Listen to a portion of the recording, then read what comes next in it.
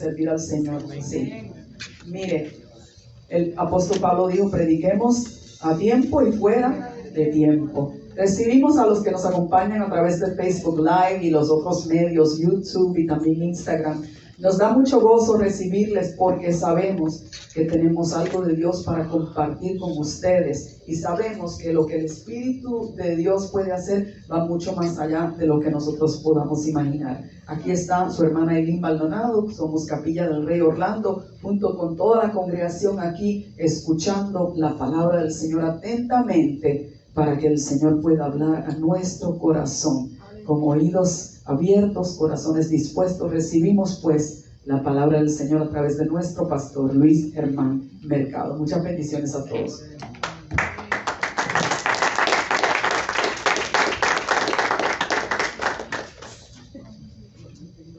Amén, iglesia. Quisiera tener una reflexión hoy sobre la palabra y comenzar con una pregunta. ¿Ha sido usted abandonado alguna vez por alguien? ¿Alguien lo abandonó? ¿Alguien que se suponía que estuviera cerca no está? ¿Alguien por quien hizo mucho que no está? ¿Alguien que se suponía que estuviera cerca está lejos? Definitivamente no está. Alguien por quien usted trabajó mucho, que se suponía que estuviera cerca, agradecido y acompañando, y ya no está. ¿Le ha pasado? Decíamos el miércoles en el estudio bíblico que no hay ninguna situación por la que nosotros pudiéramos estar pasando algún día en la cual el Señor no estuvo. En prácticamente toda situación en la que nosotros pudiéramos estar, ha estado el Señor. Por eso dice Hebreos, que Él fue tentado, fue probado en todo, según nuestra semejanza. Usted ha sufrido pérdidas, porque alguien que se supone que no esté, que esté y que ya no está, es una pérdida. Oiga, no importa cómo lo describa, eso es una pérdida. Es una pérdida. Pues el Señor sabe lo que es sufrir pérdidas. El Señor sabe lo que es estar en ese momento cuando alguien que se supone que estuviera ya no está. Lo primero que sucedió cuando arrestaron a Jesús es que todos los discípulos fueron dispersados. Allí se cumplió aquella palabra de que heriré al pastor y las ovejas serán dispersadas. Toda oveja fue dispersada. El Señor sabe lo que es estar allí. El Señor sabe lo que es ver a una multitud de discípulos dar la espalda y no caminar más con Él. Y los evangelios recogen el momento preciso, exacto, en que muchos de los discípulos volvieron atrás y ya no estaban más con Él. Es decir, que se fueron y no regresaron. Y eso es pérdida. Diga, no importa cuánto se decore eso es pérdida. Yo quiero decirle que Dios ha tenido pérdida. Y si eso le parece fuerte, que Dios haya tenido pérdida, imagínense que Dios perdió a toda una generación en la época de Noé y toda aquella generación pereció en el diluvio. Y usted me dirá, pero el diluvio era para... No, el diluvio no era para eso. El diluvio era un llamado al arrepentimiento. Por eso Noé predicó. Precisamente. El diluvio no estaba diseñado para que toda aquella gente pereciera. Era un llamado al arrepentimiento. Pero aquella generación completa se perdió. Eso es pérdida. Eso es pérdida. En el desierto, mientras el pueblo de Israel venía desde Egipto hacia la tierra prometida, dice la Biblia que toda aquella primera generación que salió de la tierra de Egipto quedó postrada en el desierto. Por su incredulidad, su desobediencia, su rebeldía, aquella gente quedaron postrados en el desierto. De los más de ellos no se agradó Dios, dice la Biblia, y quedaron postrados allí. El desierto no estaba diseñado para que ellos perecieran. Tenían que pasar por allí, pero la voluntad de Dios es que todos ellos llegaran a tierra prometida. Y no llegaron. Si usted conoce la historia bíblica, usted sabrá que de aquella generación inicial que salió de Egipto, solo 2 llegaron. Solo Josué y Caleb llegaron. Los demás quedaron postrados en el desierto. Eso es pérdida. Eso es pérdida. Acompáñame a ver un capítulo del Evangelio, el Evangelio de Lucas, capítulo 15.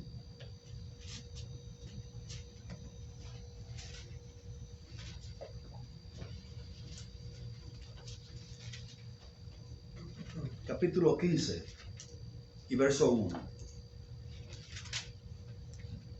Alguien ha dicho que este capítulo 15 es la médula de este evangelio. Es decir, el mensaje central de este evangelio. Y yo quiero, no vamos a leer el capítulo, vamos a hacer referencia al capítulo completo, pero no vamos a leer el capítulo completo, quiero referirme a él. Para eso yo quiero que usted mire los subtítulos que están, los 3 que están dentro de ese capítulo.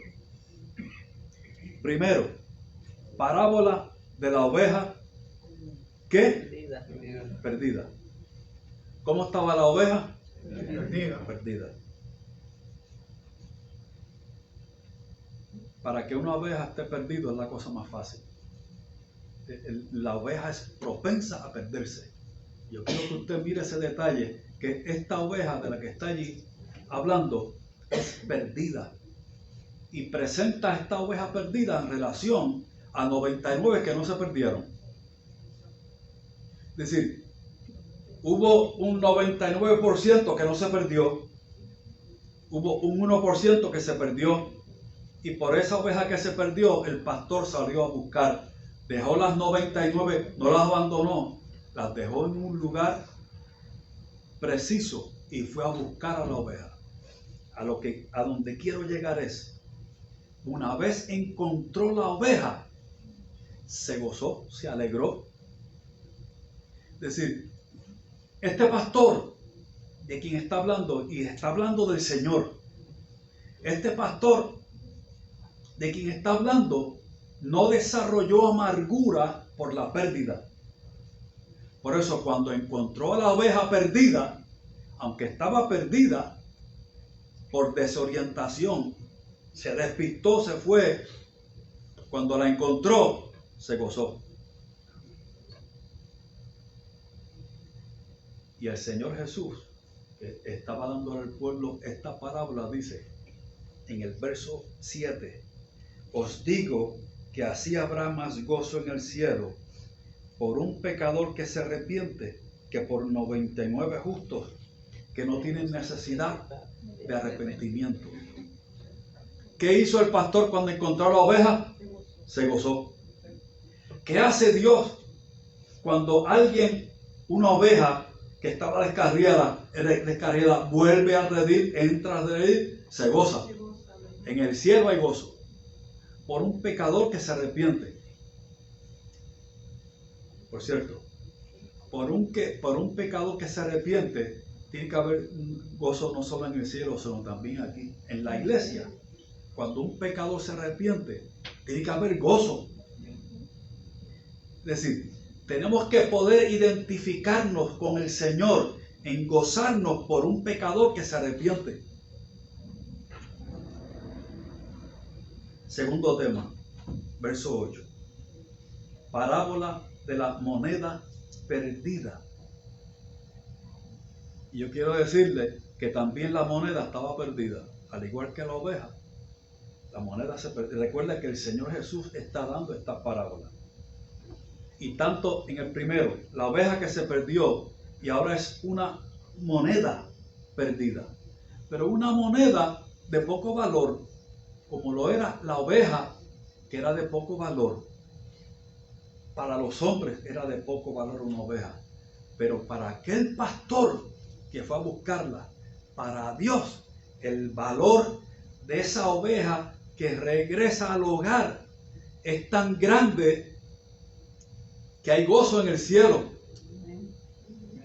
Hay gozo en la presencia de Dios por uno. Por uno. Eso va para quienes están comprometidos con estadísticas bien abultadas, con números bien grandes.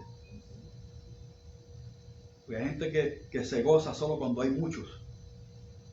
Pero el pastor, el Señor, se goza cuando uno vuelve. Primero se perdió la oveja, segundo se perdió la dracma, y aquella mujer no era pastora, era la ama de casa. Dice que barrió toda la casa para conseguir una dracma, y la dracma era una de las monedas de menor valor, pero para ella era mucho. Y cuando la encontró, se gozó. Se perdió, la encontró y se gozó. Tercera parábola en este capítulo. El hijo pródigo. Sucedió exactamente lo mismo. Había estado en el hogar, se fue del hogar, se perdió. Eso es una pérdida. Eso es una pérdida. No hay otra forma de verlo. Eso es pérdida. Pero el padre no se amargó. Y el padre vivió siempre esperando a que su hijo regresara y se preparó. Oiga, es cuando por la fe, aquel hombre de la parábola se estaba preparando para recibir a su hijo. ¿Y cómo así? Pues cuando su hijo llegó, tenía preparado vestido nuevo. Oiga, llamó a sus criados y le dijo, póngale vestido nuevo, ropa nueva, y pongan en él un anillo. No era de él, no era del hijo. El hijo se lo llevó todo y lo malgastó todo. Pidiendo perdidamente, todo lo malgastó. Aquel anillo era nuevo. Oiga, cuando el hijo estaba allá, malgastando su vida de arriba a abajo, el padre estaba preparándose. Lo tenía todo listo. Vestido nuevo, anillo. El padre no estaba improvisando. No se estaba preguntando, ¿y ahora qué haré? ¿Cómo lo voy a vestir? ¿Cómo lo voy a recibir? Lo tenía todo listo. Por la fe, el padre estaba esperando. Y cuando el hijo llegó, celebró. Celebró tanto como el pastor que recobró la oveja, como la mujer que recobró su dracma. El pastor ahora estaba gozándose. No había amargura por la pérdida que había tenido. Las pérdidas que podemos sufrir producen amargura cuando sacamos a Dios. Cuando junto con el que se va también la presencia de Dios. Allí es donde hay problemas.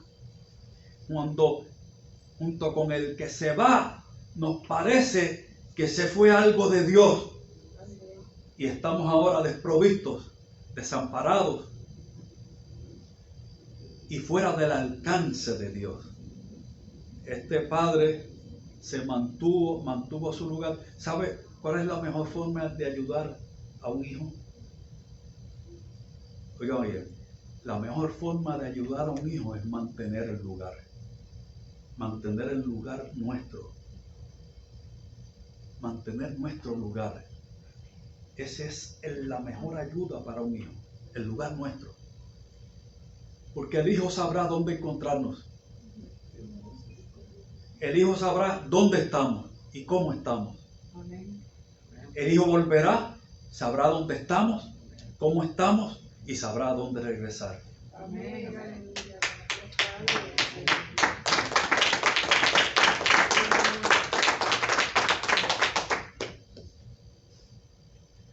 Aquel hijo pródigo no estaba adivinando a ver dónde iba a encontrar a su papá. Él sabía dónde estaba.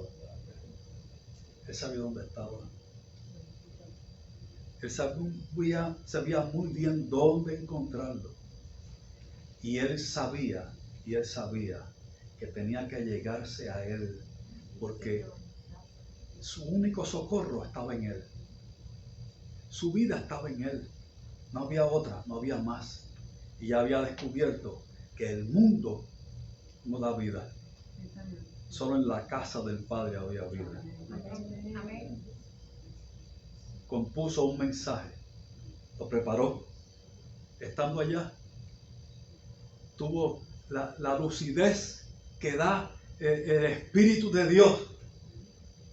Voy a ir a casa de mi Padre y le voy a decir: Padre, he pecado contra el cielo y contra ti.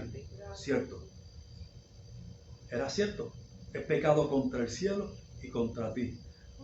Segunda parte del mensaje: no soy digno de ser llamado tu hijo. ¿Cierto? ¿Cierto? Ese era el mensaje que traía el hijo. Pero el padre tenía la conclusión a ese mensaje. Y cuando el hijo llegó, sacó el mensaje.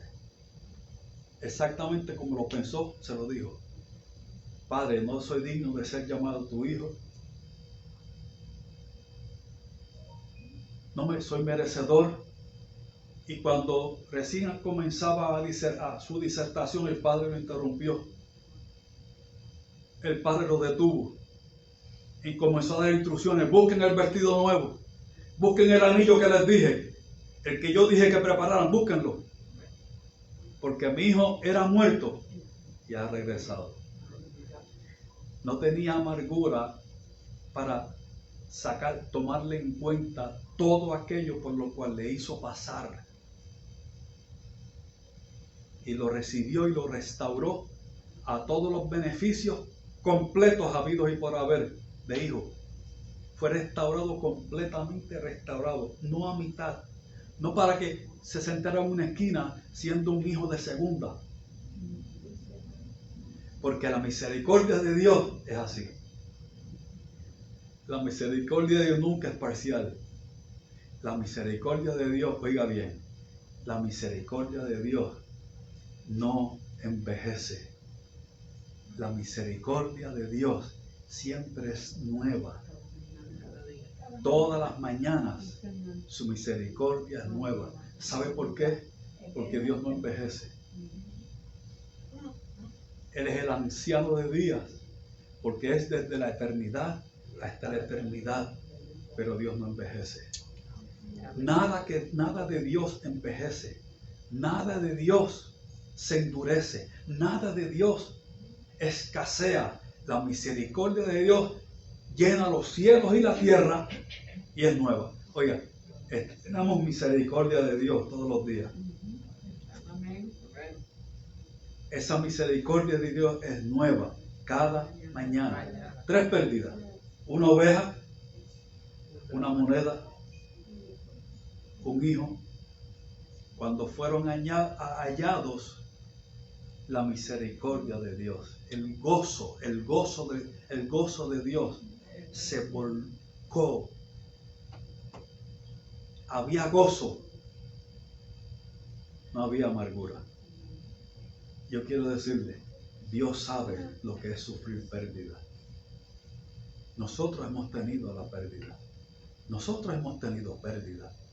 Pero ¿dónde estábamos nosotros cuando sufríamos pérdida? ¿A qué lugar nos fuimos cuando estábamos sufriendo pérdidas? ¿Perdimos de vista a Dios? ¿O junto con el que se fue también nuestro gozo? ¿O junto con el que se fue también nuestra expectativa, nuestra seguridad del Señor? Quiero leer un pasaje. Segunda de Timoteo.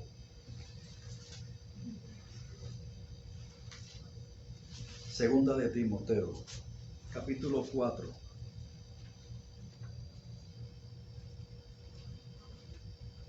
Verso 9. Aquí quiero presentarle a un hombre que durante gran parte de su vida había predicado el Evangelio. Ahora era anciano. No solo anciano, estaba preso. Y esta carta, segunda de Timoteo, fue su último escrito, la última epístola. La última. Escúchame bien. En todas sus epístolas comienzan con una frase: gracia y paz a vosotros. Y termina con la misma frase: gracia y paz a vosotros.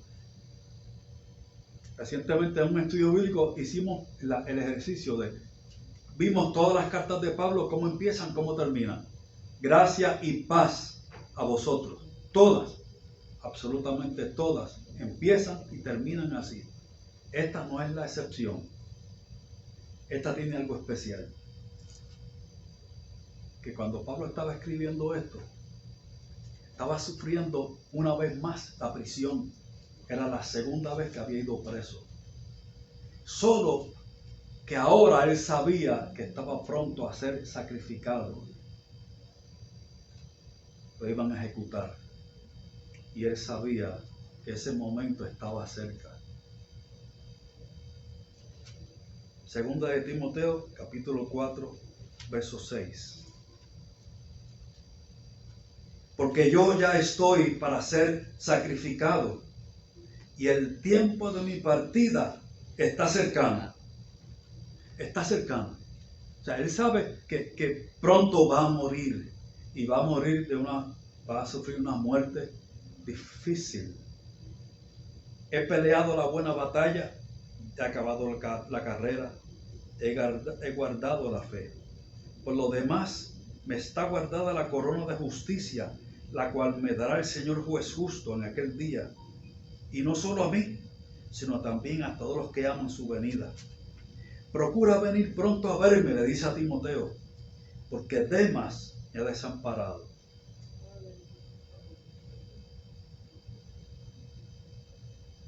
Demas había sido un asociado apostólico de Pablo. Ahora, en un momento difícil de la vida del apóstol, dice Pablo, me ha desamparado. Y me ha desamparado amando este mundo. Y se ha ido a Tesalónica. Pero no solo Demas se había ido. Demas se fue amando al mundo. Pero Crescente, aunque no fue amando al mundo, también se fue. Se fue a Galacia. Y Tito tampoco se fue amando al mundo, pero se fue a Dalmacia. Solo Lucas está conmigo. Había solo alguien con él.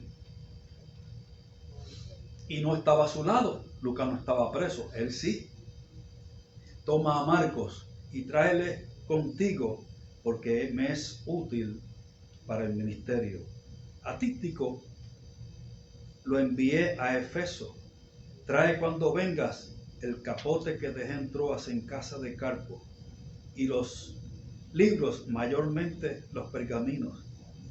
Le está pidiendo a Timoteo que le lleve el capote, porque su necesidad era tal que ni tenía para abrigarse en tiempo del invierno. Por eso le dice más adelante en este capítulo, procura venir antes del invierno. No tenía ni abrigo. El apóstol Pablo, que tanto predicó, que dedicó su vida por entero, tanto que ni se casó,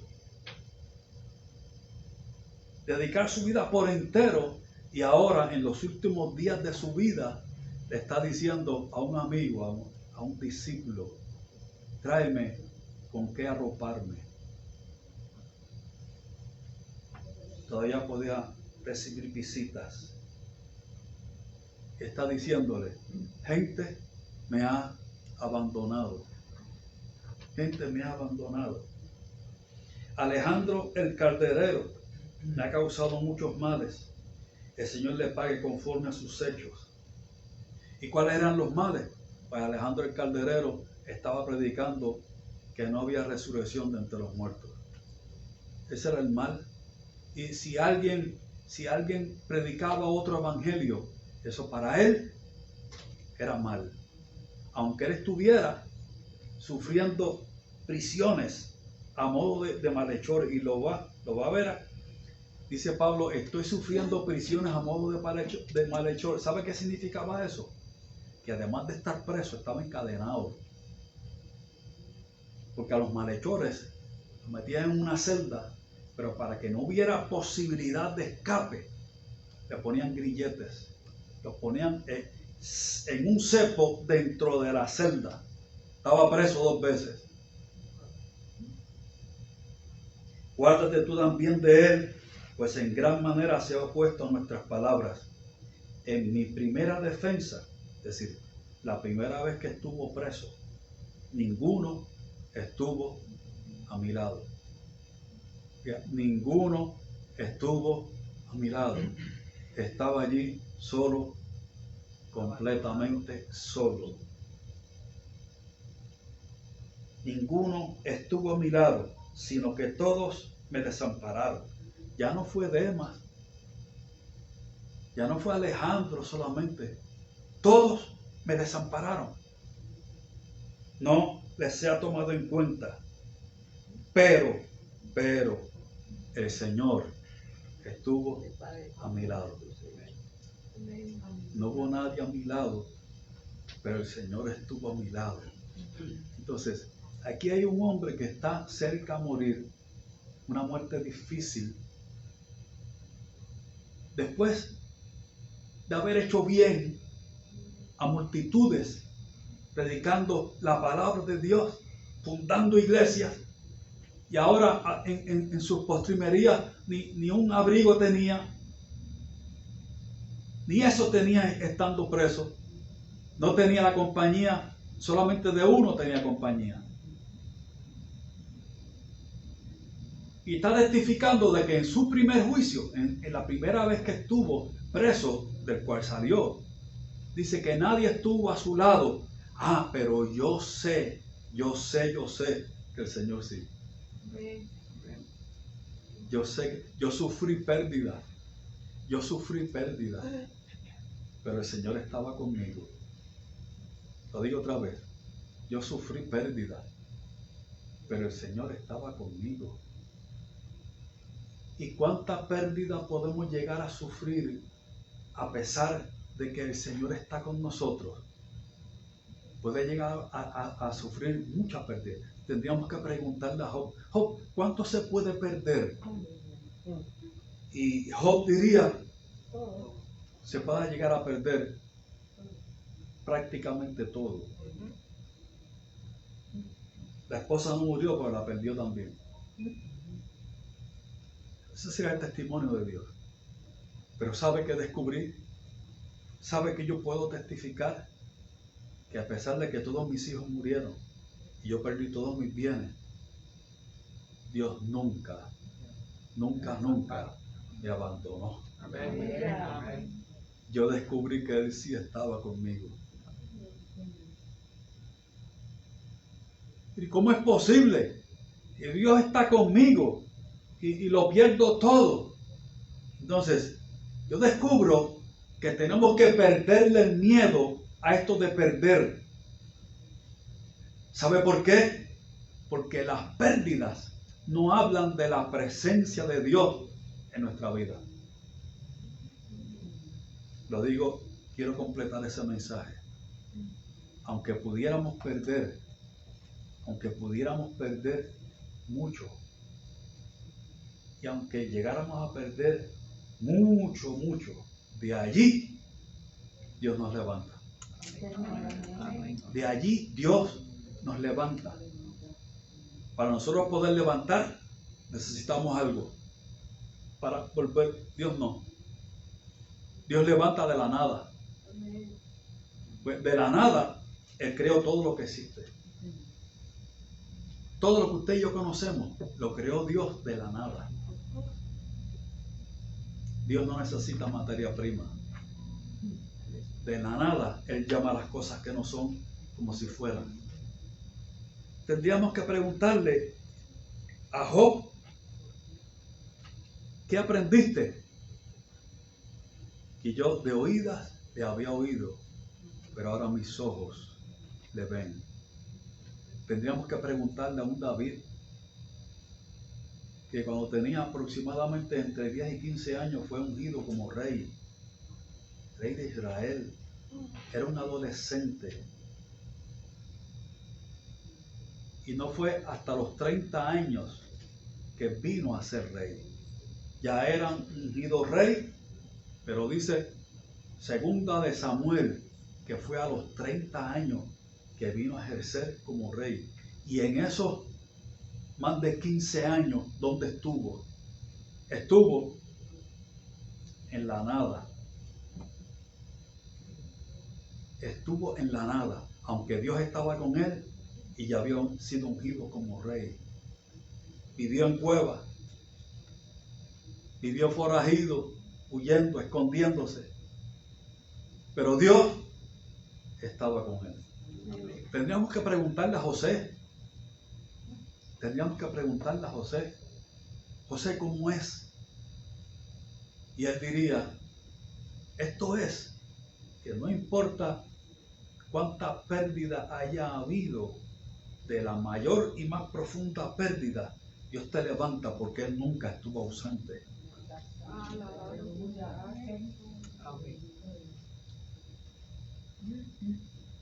Por eso cuando sus hermanos llegaron, Él pudo decir, y me gusta ese pasaje, porque al José que yo veo no es un amargado, no es un José boto. Estaba vivo, bien, pero bien vivo. Y cuando se encontró con sus hermanos, los consoló. Él había sido el sufrido y ahora está dando consuelo. No tengan temor, le dijo a sus hermanos, tranquilo, a ustedes no les va a pasar nada. Ustedes me vendieron a mí. Así dice el pasaje. Él no lo olvidó. Perdonar no es que la memoria quede en blanco, ¿sabe? Que dice, no, si usted perdona tiene que olvidar. Sí, pero olvidar en el sentido de no tomar en cuenta, de no sacar más la falta. Pero no se trata de borrar la memoria. José estaba bien claro lo que había pasado. Ustedes me vendieron. Pero ustedes no me enviaron aquí. Me envió Dios. Ay. ¿Sabe que yo sé? Yo sé porque yo sé que la venta estuvo en manos de ustedes, que ustedes recibieron el dinero y yo terminé aquí. Y cuando pisé tierra de Egipto, lo más que tuve fue un problema. Pues me encontré con una señora que me acusó de intentar aprovecharme de ella y era todo lo contrario, era ella hacia mí. Y fui preso, 13 años preso, no un año ni dos, 13 años. Los 13 años de mi juventud los pasé preso. Pero yo puedo decirles hoy que quien me envió aquí no fueron ustedes, fue Dios, con propósito. Porque dice el pasaje, fue Dios para preservación de la vida. Para que ustedes tuvieran que comer. Así mismo dice, para que ustedes tuvieran que comer. Y ustedes están hoy comiendo porque Dios me envió temprano a mí hasta aquí. Y después de estos 15 años, de todo lo que he pasado, yo puedo testificar estar en pie vivo y gozoso. Porque yo sé que mi Dios ha estado conmigo. Amén. Gracias, Padre. La vida de aquellos 11 hermanos estaba en las manos de José. Los tenía a su merced. Un movimiento de un dedo de él. Recuerda que era el segundo en mando en Egipto. Un movimiento de su dedo y aquellos 11 hermanos, aquellos 11 cabezones, hubieran terminado muertos. Pero José no tenía tiempo para eso. Quien está viendo a Dios no tiene tiempo para amarguras. Y mire que vaya perdido. Pero un tiempo para amarguras. Porque él sabía que Dios estaba con él. Y que ni la señora que se propasó, ni la cárcel, ni las vicisitudes hablaban de la misericordia y de la fidelidad de Dios. Dios es fiel, aunque estén en la celda de más adentro. Dios es fiel. Dios está conmigo, aunque no tenga ni un capote en el momento. Pero aún de allí Dios me levanta, porque de las nada, Dios sabe lo que es levantar de la nada. Dios levanta de la nada. Entonces, no hay peligro y no hay circunstancias que tengan autoridad ni poder sobre la vida de un hijo de Dios para cancelar la presencia de Dios en su vida. Pero nada, oiga, nada. Por eso es menester que el Hijo de Dios, no importa por cuántas circunstancias esté atravesando, se mantenga como viendo al invisible. Como viendo al invisible.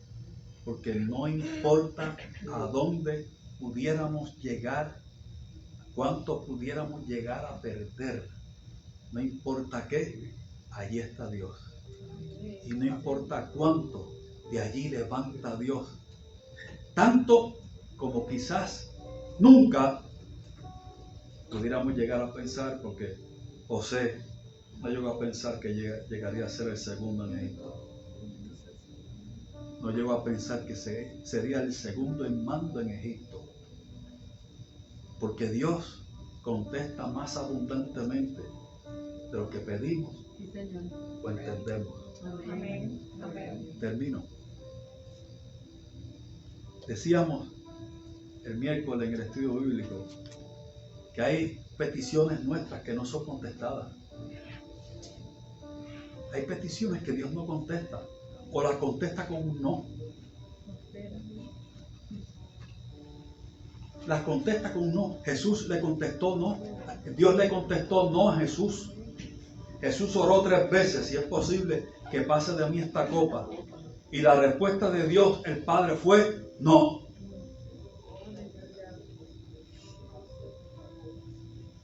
Y cuando Dios le dijo no a Jesús, nos estaba diciendo sí a nosotros. En el no hacia Jesús había un sí hacia nosotros. El apóstol Pablo estaba enfermo y oró: Señor, quita de mí este aguijón. Y oró también 3 veces. Y la respuesta fue no. Bástate mi gracia. Después de aquel no, el apóstol Pablo siguió predicando años y años y años. Hay gente que sin el no hacen ni la 10ª parte de lo que hizo Pablo. Porque en boca de Dios un no es un sí. Son peticiones que Dios contesta en lo negativo, porque Dios tiene algo mejor. Dios tiene algo mejor. Y yo tengo que mantener mi lugar. Todos estos casos que hemos citado, gente que mantuvo su lugar aún en las condiciones más difíciles, porque el invisible estaba con ellos y ellos lo sabían. Ellos sabían que Él estaba presente. ¿Y cuánto es lo más que podemos llegar a perder? No importa cuánto, de allí Dios nos levanta. Amén. Amén. Para bien, para bien. Estemos puestos de pie.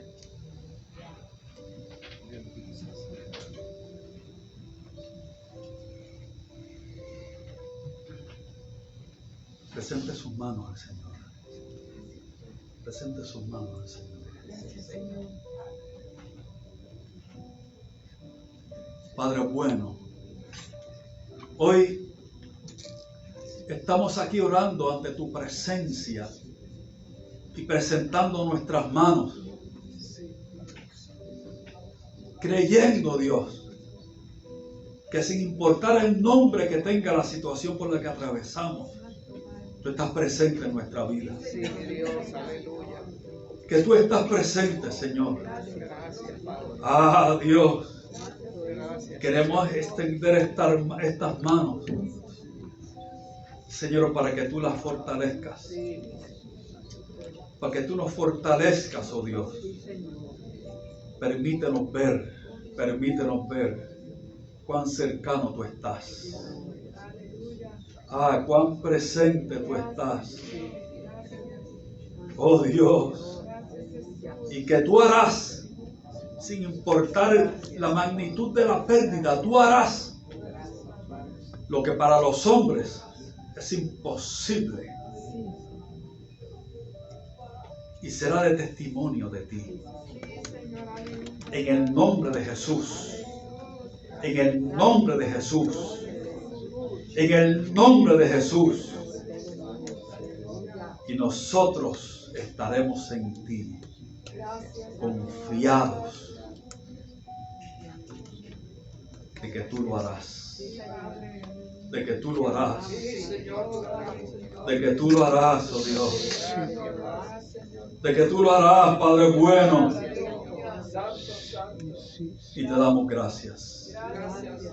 Y te damos gracias. Gracias, gracias. Padre bueno, gracias. Gracias. Tú eres bueno. Tú eres bueno. Santo, gracias. Gracias, Señor.